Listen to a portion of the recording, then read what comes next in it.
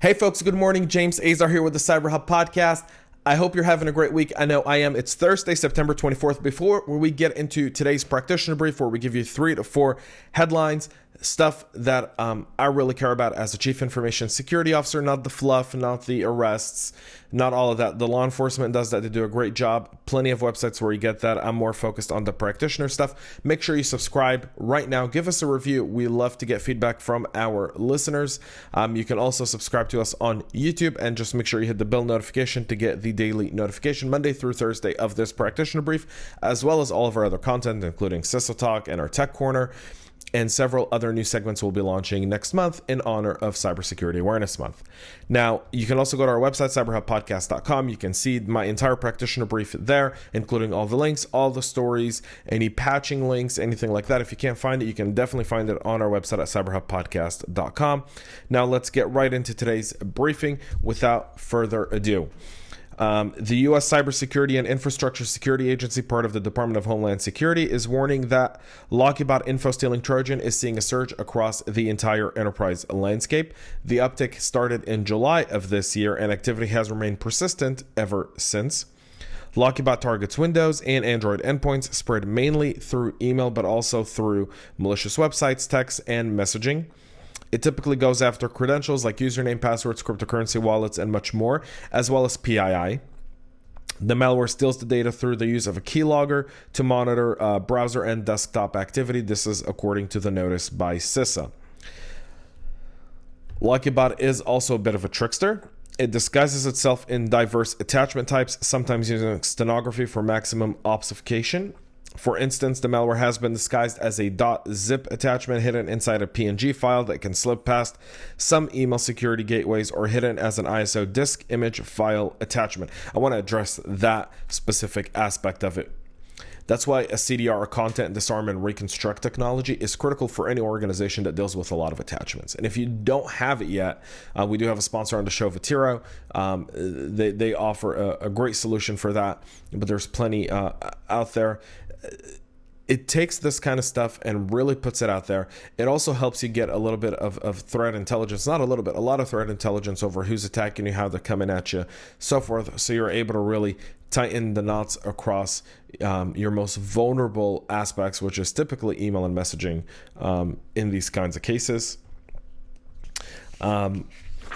So keep an eye out for that. To protect yourself, CISA said that companies should keep patches up to date, disable file and printer sharing services if not necessary, enforce MFA and strong passwords, enable personal firewalls and scanning of downloads, and implement user education. All great tips from our friends over at CISA. Microsoft. So we've talked about Zerologon now for 2 weeks. Well, Microsoft, in a tweet storm last night, is saying, please, for the love of God, patch now. Microsoft is warning that attackers are actively using the Windows Server Zerologon exploit in attacks, and advises all Windows administrators to install the necessary security updates.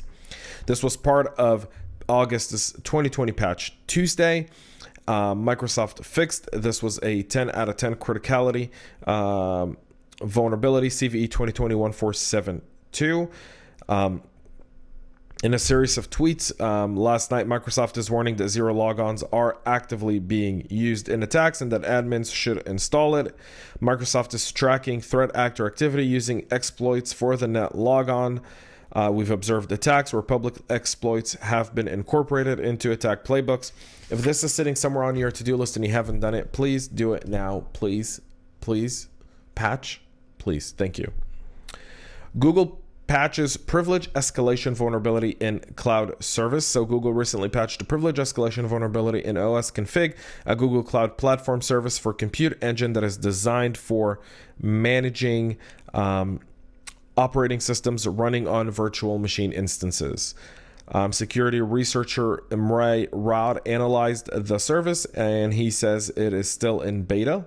He noticed that the agent process associated with the service is running by default with root privileges. Google says the OS config service API and agent allow users to perform various tasks across a group of VM instances, including applying patches, collecting and reviewing OS information, and installing and removing and updating software packages.